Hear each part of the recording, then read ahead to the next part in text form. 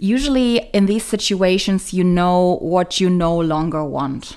So for example, you no longer want to work in a toxic environment. You no longer want to work in that job. You no longer want to work in a client-facing role. But what is the alternative? So what is it that you want? So then you have this big horizon open up in front of you, and basically anything is possible. And that tends to be very overwhelming for many people, which then very often leads to the second challenge: what do I want? And how am I then translating it into what it means for my career? Hi, I am Sophie Vaux, and this is the Rise and Play podcast. In the show, I sit down with influential thought leaders of the gaming industry to deconstruct how they create the best team and company cultures in order to create the best games. Every episode brings actionable insight to improve your leadership, self-awareness, and emotional management skills. Because becoming a better leader starts with becoming a better human. So, are you ready to unlock your full potential in life and business? Let's begin. This episode has been brought to you by our sponsor, Appadeal, an all-in-one growth platform for mobile app creators of any size. While you have probably heard about Appadeal as a mediation solution, it has already expanded into much more than that. Appadeal unlocks access to a new generation of advanced business intelligence tools, including LTV forecasting, user acquisition and creative automation, and of course, the mediation platform that can work out of the box or be managed manually. Being one of the very few independent platforms left in the market, Appadeal delivers unbiased solutions for mobile app creators to establish and scale their businesses rapidly. Sign up at appadeal.com. So today I am sitting with Tamara Rose, and in one of our episodes where we are discussing in depth about some topics with coaches. So a little more about Tamara. So Tamara is the founder of Berlin Boss Babes and dedicated for high potential and leadership coach for women. It is a social impact business accelerating female advancements across career, business, and money. So before becoming a coach, Tamara had 10 years of track record in corporates and startup as a talent consultant, managing, assessing, and developing talents, and master degree in political science. I invited Tamara to go a bit more in depth in a leadership topic. It's about transformation of life, so your life, and therefore your career. But I will not say more and leave it to Tamara as well. So, hey, Tamara. Hi, Sophie. Thank you for inviting me to be a guest on your podcast. I'm super happy to be here. Yeah, this is exciting. So also for our listeners here, I'm super glad also that there's a great network of coach in Berlin. And so during pandemic, he was doing a lot of those sessions online, but I enjoy so much of doing them like now on site. So we are doing it on site today. Before going in the topic, I would like to hear your personal journey, Tamara. So how did you get into coaching, and can you tell us more about yourself and your journey that led you to be a coach? Yeah, sure. I think there were different factors motivating me to go into that direction. I come from a completely different field. I have been a political scientist. But when I graduated from university in 2010 and actually studied in Berlin, the political industry, it was tricky to get a job. And it was also a time in Berlin before the big startup bubble actually happened. And I made my first career change. So I changed from political science to talent management and talent consulting. And I worked for some of the biggest talent consultancies globally. And something that I learned on these jobs was to work very closely with candidates who I was basically supporting to get into jobs. Those jobs were vacancies at organizations that were my clients. So basically from day one, I was coaching my candidates on how to improve their application documents, how to perform well in an interview, how to really show themselves from their best side, and then also how to negotiate the salary. So I would say that this piece of coaching, which I call career coaching, has been with me from the very beginning of my career. And I think it was only later in my life when I got more curious about personal development in general that I realized coaching is so much more than coaching someone into a good job.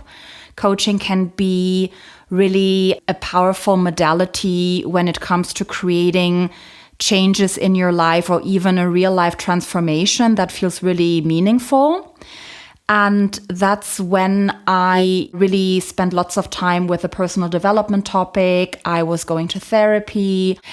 And I think that was the moment when I also knew I wanted to work with this modality deeper, but also more holistically, because I think no matter what you want to change in your life, you need to look at your life as one big organism rather than just like little pieces of it. And then, of course, that experience was reassured by my experience with having been coached. And I actually had the opportunity to work with a few really great coaches where I was the client and where I could also experience firsthand that coaching is incredibly powerful.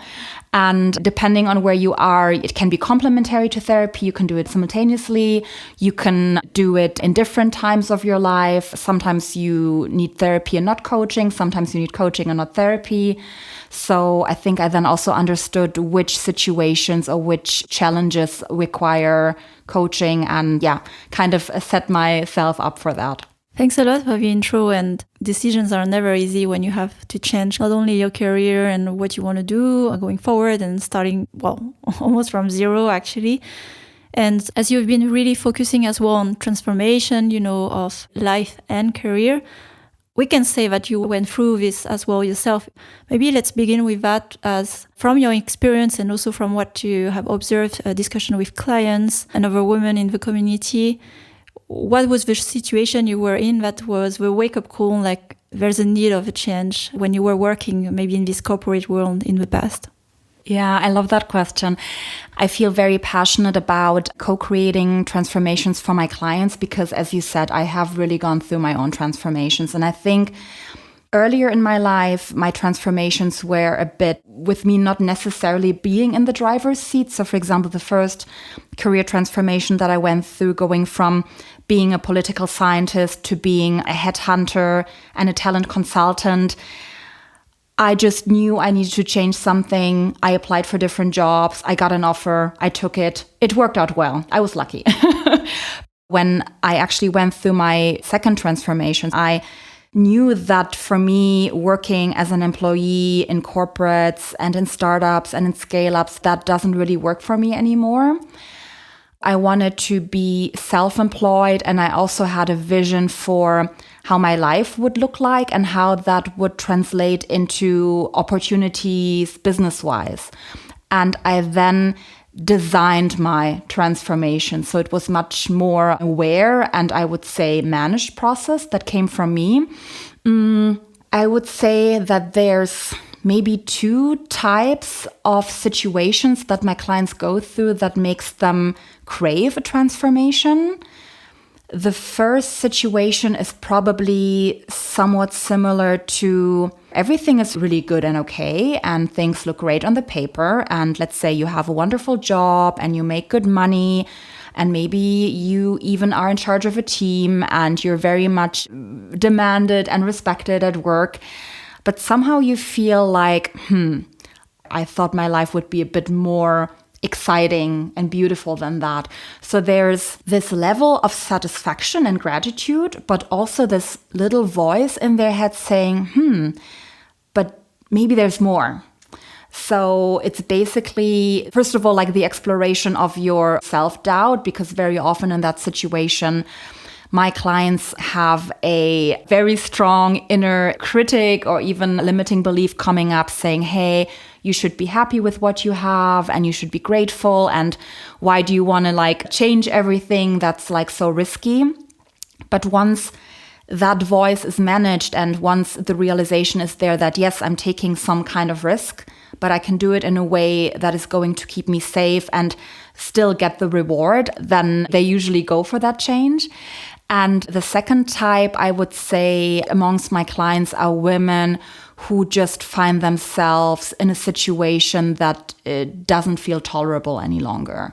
So I do again and again work with women who have had very difficult or even toxic experiences at work, where they have worked or are working in quite dysfunctional environments. And it's just clear for them that it cannot go on. And at the same time, because they have experienced so many difficulties related to that, we want to put a lot of awareness or focus on finding a new job or a new organization where that is not going to happen again. So they are very thoughtful when it comes to making steps and making a decision. It's also about really understanding what opportunities are available to them and how can they then position themselves to find themselves matched to such an opportunity. And I can relate to the two cases, at least the last one that you mentioned as well, where having been coached as well, something that happened as well over time and being a bit more aware, connected with yourself, like something doesn't feel right? And I've been in gaming like also personally for like over a decade, and once in a while I ask myself, do I still want to stay in games? So it's like a re-evaluation of, am I still feeling fulfilled, or what are the blockers, or what can I change that really makes me feel frustrated or powerless or helpless? I felt something was not right in the environment of work, toxic, or you feel burnout, or is not aligned with your ethical values or even your personal motivation. And this is where also what motivated me for a change. Triggers are really helpful to have a awakening and like, okay, what can I do?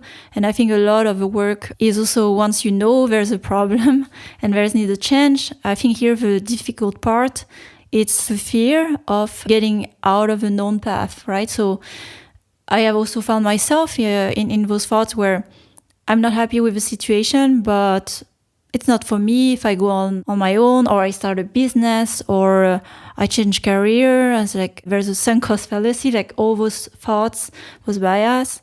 And it's hard to overcome it, and sometimes force us to get back to the default state, to have security or not overcome those fears. So what else have you seen in your conversation, observation, or even with yourself, those mental blockers or mental voice that are limiting us to sometimes go through this transformation? Yeah, I think you're making a really good point here. I think having that awareness that something is blocking us is already a really big and important step, because I think what happens before that usually is that people make up their mind about wanting to create a specific change, and then somehow it doesn't work. They don't get stuff done and they don't realize why, and then they just give up on it. And I think the first step is realizing, I'm struggling with getting out of my comfort zone. And interestingly enough, I see that phenomenon with women who are in very good jobs. When I say good, it looks good on the paper. It's a great company, great job title, great salary. I would expect that the outsider looking in would think, yeah, of course, it's hard to get out of the golden cage, right? But I also notice this phenomenon when I work with women who actually work in very difficult and even dysfunctional environments. And it all leads back to how we are wired as human beings and how our brains work. And our brains simply love being safe. And that translates in today's society where we don't have to hide from wild animals and fight for survival every day. That need for safety can then even translate into the decision to stay in the comfort zone, even though the comfort zone itself, it feels comfortable, but it's harming us. So yes, the awareness is point number one. And the next challenge that I see my clients facing, and actually a challenge that I also faced myself over and over again, usually in these situations, you know what you no longer want. So for example, you no longer want to work in a toxic environment. You no longer want to work in that job. You no longer want to work in a client-facing role. But what is the alternative? So what is it that you want? So then you have this big horizon open up in front of you, and basically anything is possible. And that tends to be very overwhelming for many people, which then very often leads to the second challenge. What do I want? Where am I going? And what vision am I picking for my life? And how am I then translating it into what it means for my career? I think intuitively we know a lot what we don't want. And I think it's a life journey, right? To really understand. And most of the time we follow a scripted path, where we think that we followed something we wanted, but was pushed, pressured by education, family, or society, or school peers. And a lot of things that we think we want are not things that we want. And when we have to look inwards, like, what do we really want? Who are we? It is very overwhelming in a whole journey. Like you mentioned also, like having a vision.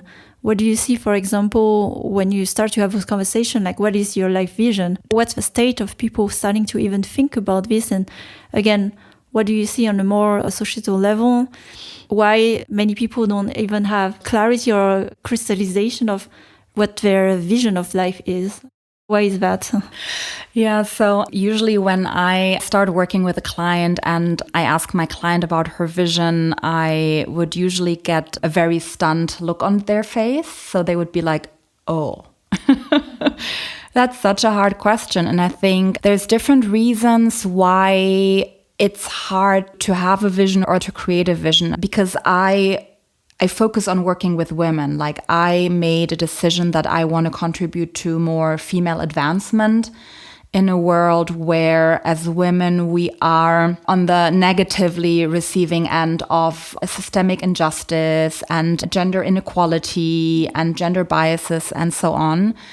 So the vision topic is so challenging because, first of all, there are hardly any situations in our lives when we actually ask ourselves about our vision. We don't cover it in school.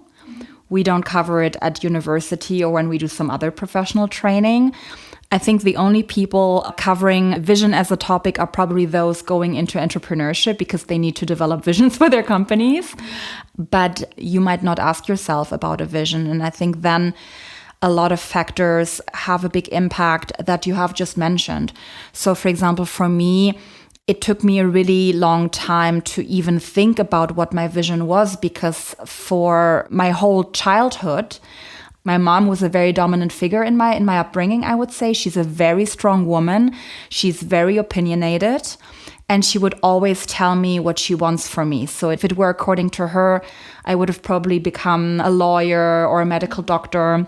I have a migration background. I was born in Germany, but my mom is from Poland. My dad is from the Philippines. He grew up in the US. So I was one of the few non-German looking kids in kindergarten and at school. And she really wanted me to have this very traditional and very successful career. And success to her meant a very prestigious employer, an impressive job title, making lots of money, driving a company car, all these things that a lot of people associate with success.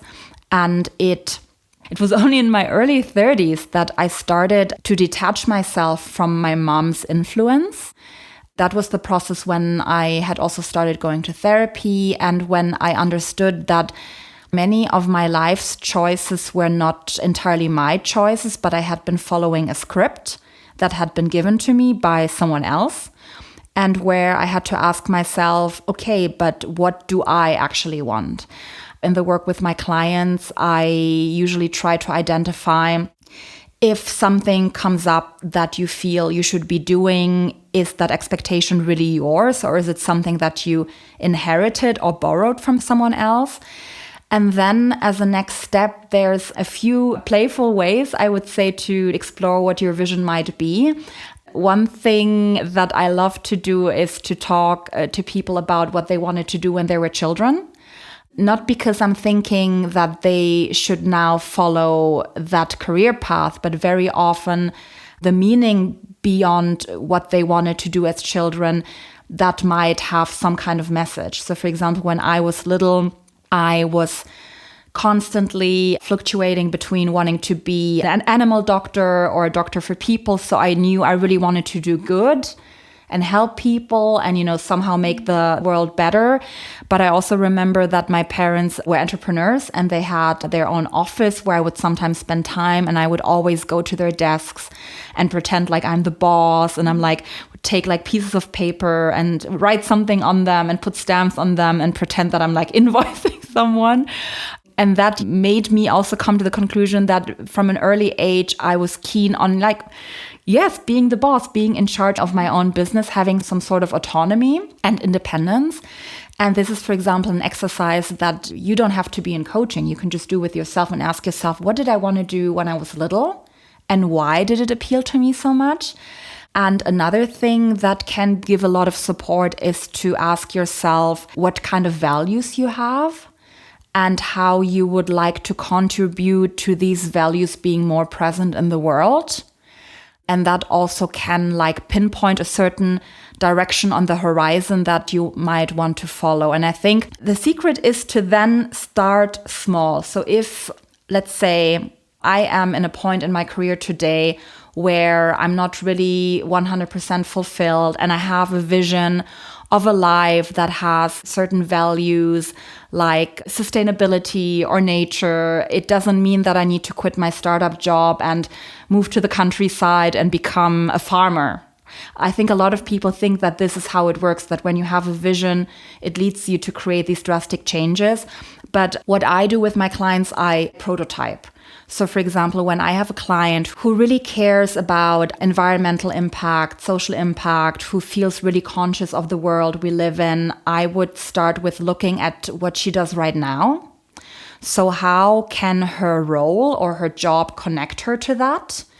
By maybe working in an organization that is more aligned with that vision, or by doing specific projects that are more aligned with that. And when you put yourself in that experience, what happens to you? Mm-hmm. Unfortunately, what sometimes happens, we tend to romanticize things. And we come up with an idea for a career change because we think, oh, this new idea is going to be the dream come true and the end of all our sorrows. And very often when we actually end up in that job, we realize, it's so much different when I'm in the job rather than when I was just imagining it. So that's why I really love to prototype with my clients, because it allows them to take small steps and check in with themselves. How do I feel in this new situation? Is it something where I want to wade into the water even more deeply?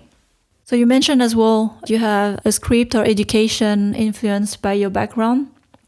I wanted also to reflect on that, because coming also from an immigrant background from my parents who moved from Vietnam to France, I can relate to a lot of things that we build for ourselves in young age or more teenager have been decided or pushed heavily by other people that we incorporated for ourselves until something feels off. And it was about the same time as well for me. I think it was my late 20s where I did everything that was expected of me. So I got a good job, graduated from school, got all with flying colors and working in a company that has a great name and credential, and also choice of partner, and you feel just something is off.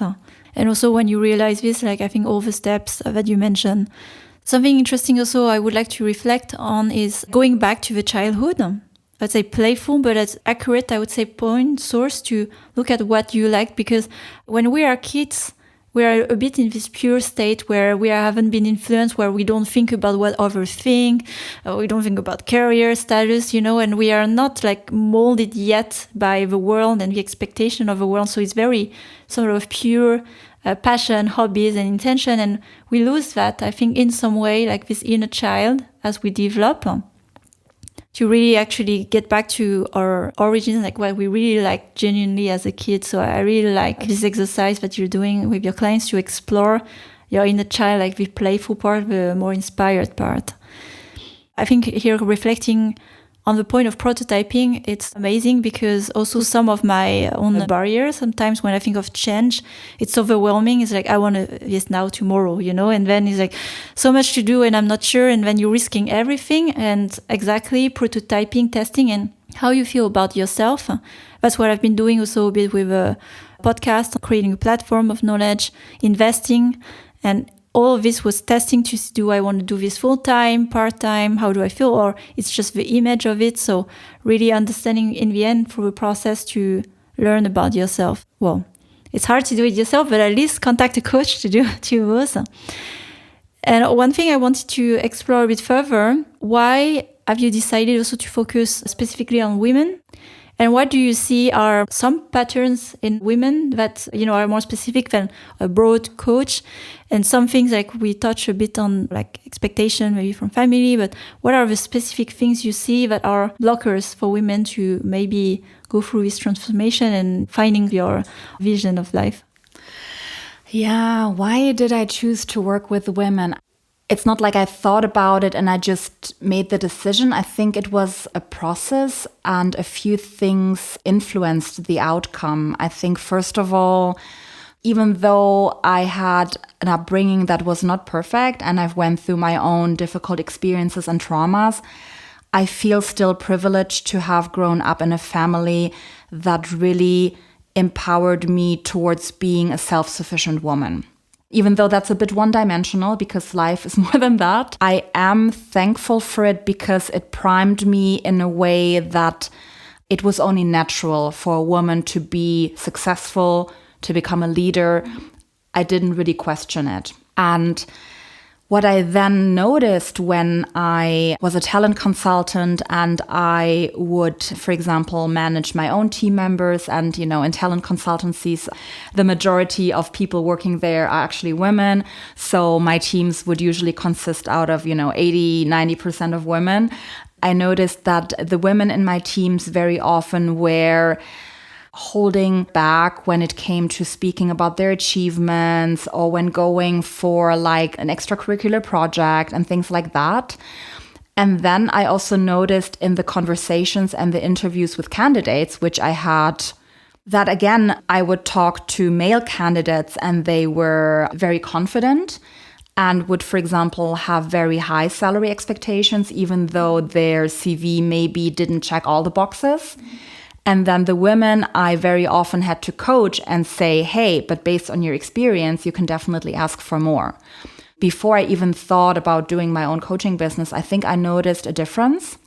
And as I became older and as I became more aware of my surroundings, I just realized that there is an inequality between men and women, right? It's visible in the job market.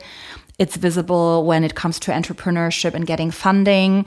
It's visible when we look at how much money women make and how they get pension when they retire. We also have a wealth gap when it comes to women.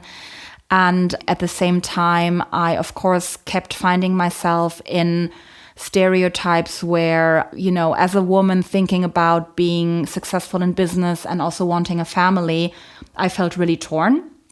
And I still feel that way because I feel like as a woman, it's hard to have it all or it's made difficult for you. So I think me, observing the world around me and then also knowing that maybe as women, we can step up more if we re-educate ourselves, not by going to university, but by really understanding that we can be anyone. And that the things that many women get told when they are young, that they should not draw too much attention to themselves, or they should play small and not do anything that's risky. You can even observe it with little kids, right? Like boys are encouraged to climb up a tree, and girls are discouraged and like, oh, honey, be careful, or don't put any dirt on your dress, right? Like we're really going extreme here. And of course, that kind of talk then imprints itself on children and it continues through their upbringing up until adulthood. And something that I also keep thinking about a lot is also the media and what we see around us. So I think nowadays, even the advertising or the commercials we consume have become a bit more balanced.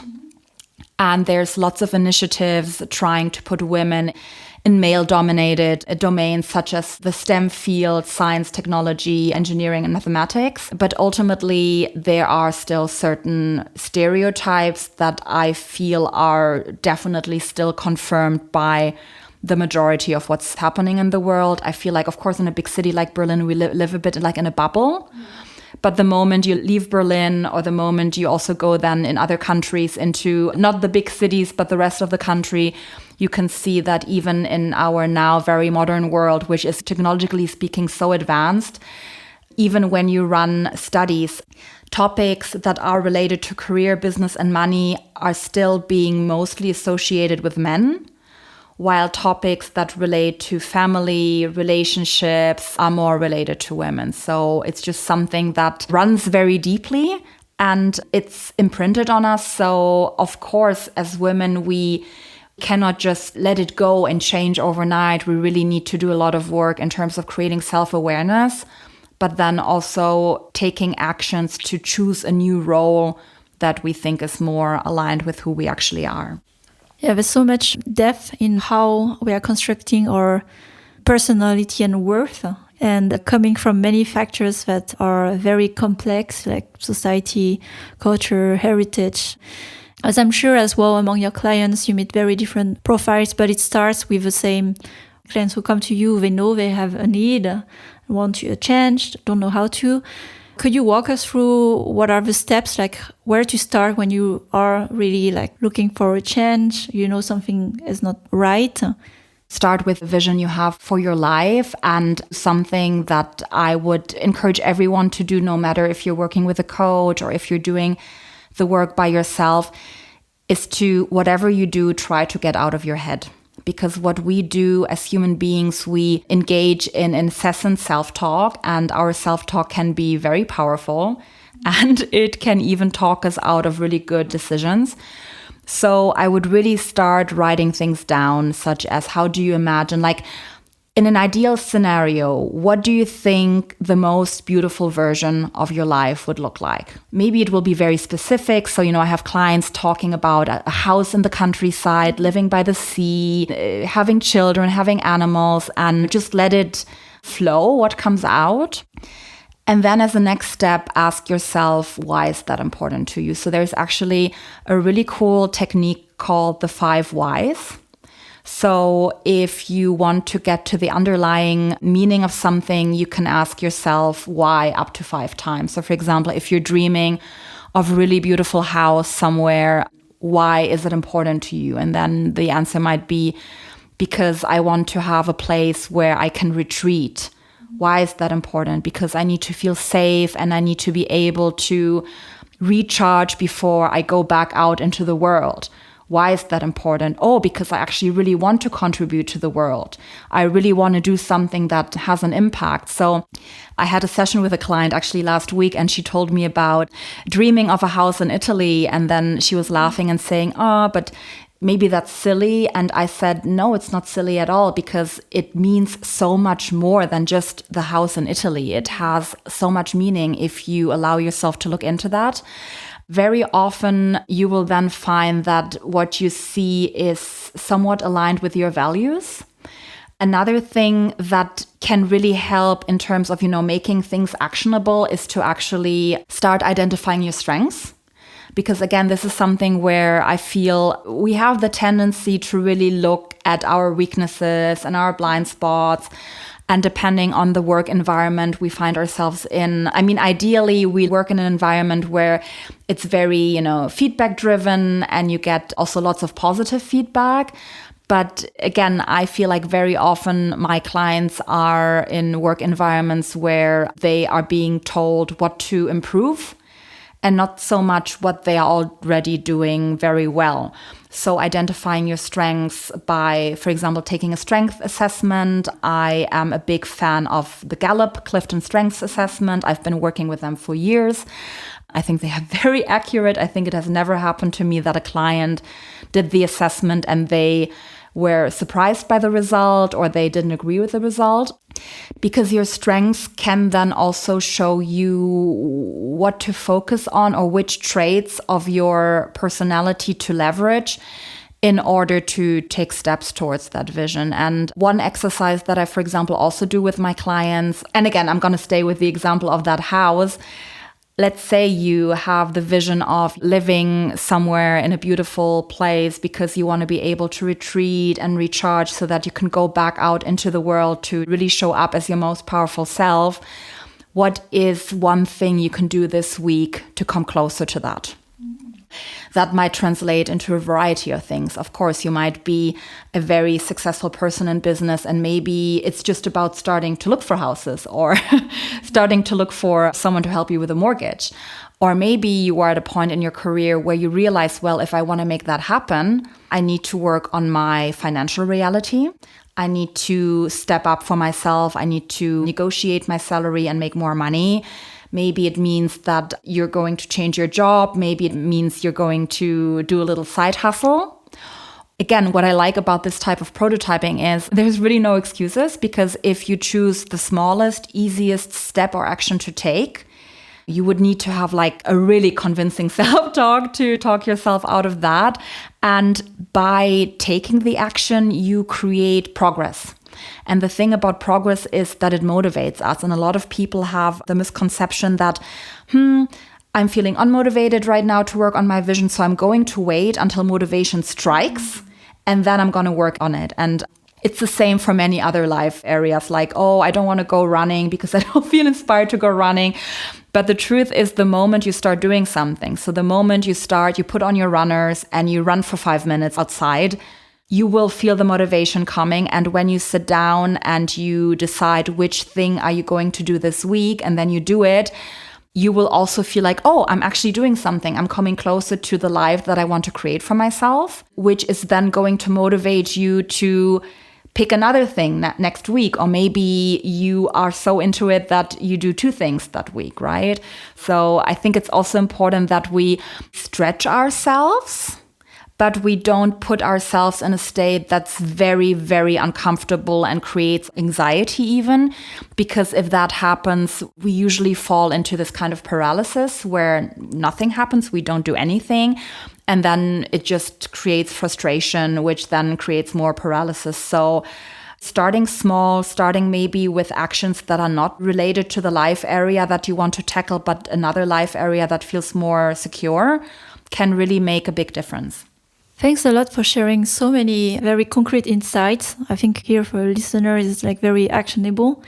At the heart of what coaching is, to not stay too much in the head, right?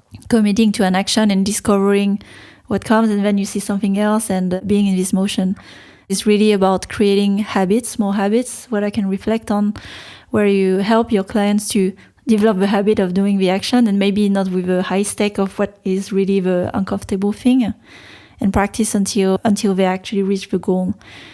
But here we're scratching the surface of really what coaching is about, and especially when you want to change something in your life and something really core and deep, and for a change that is durable.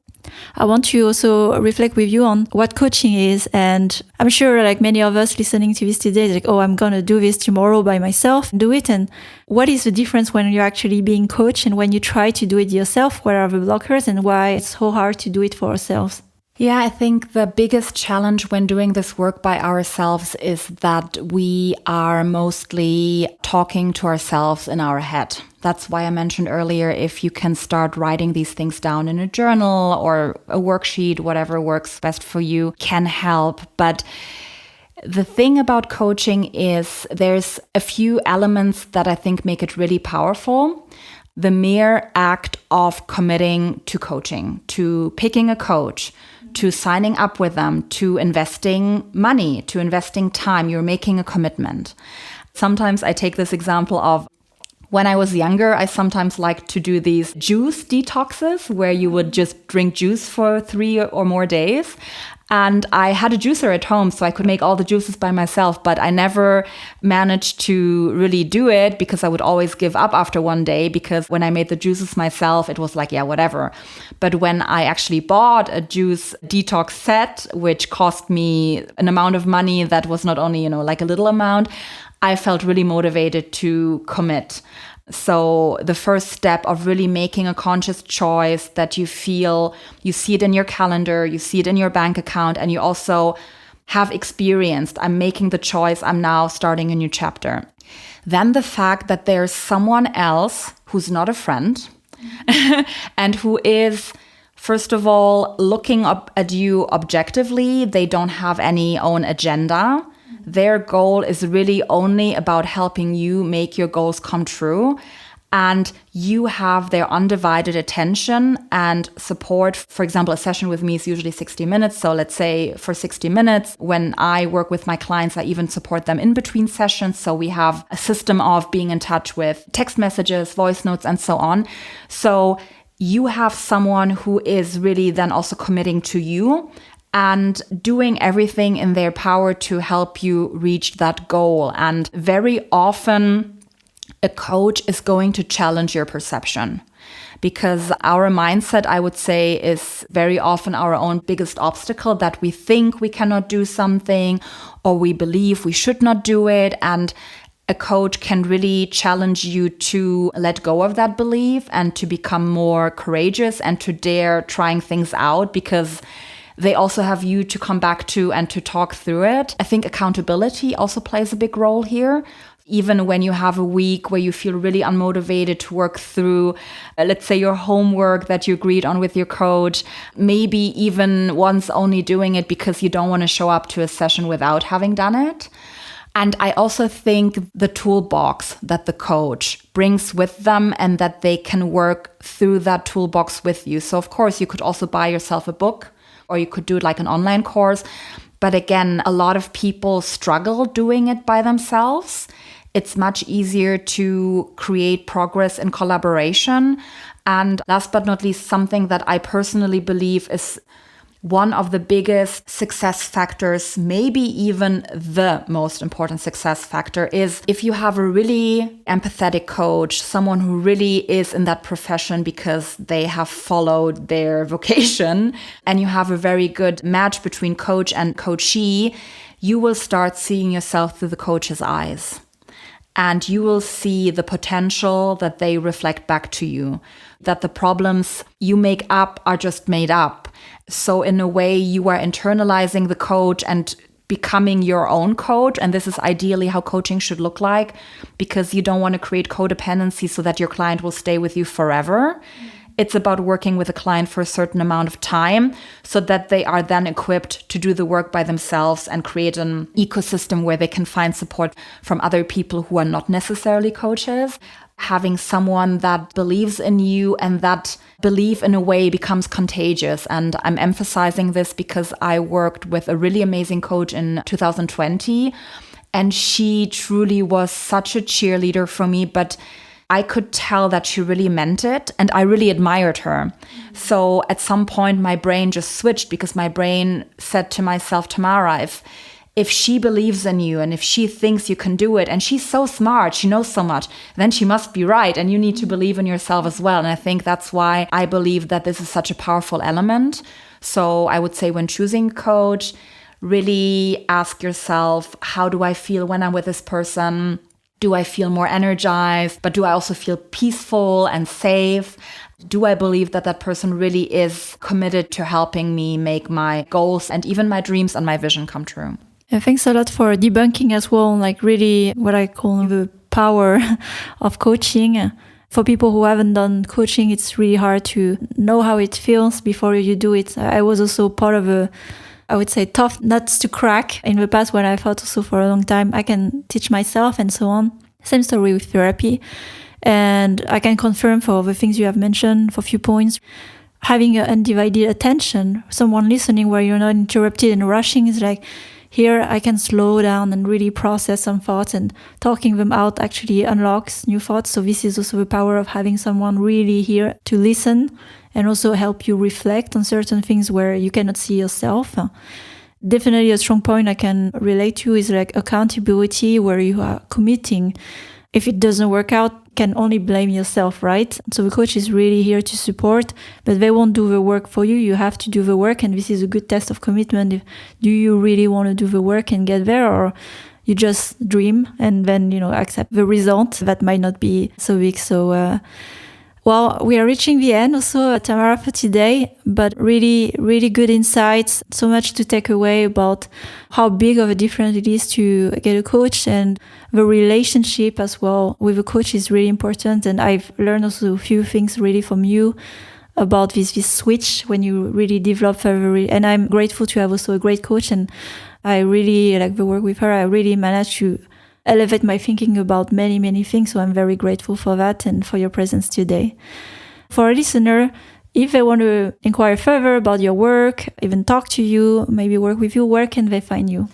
Yes, so I'm currently revamping my website. So I would say that right now the best way to get in touch with me is probably LinkedIn by searching Tamara Rose Morales. You can drop me an email, tamara@berlinbossbabes.co.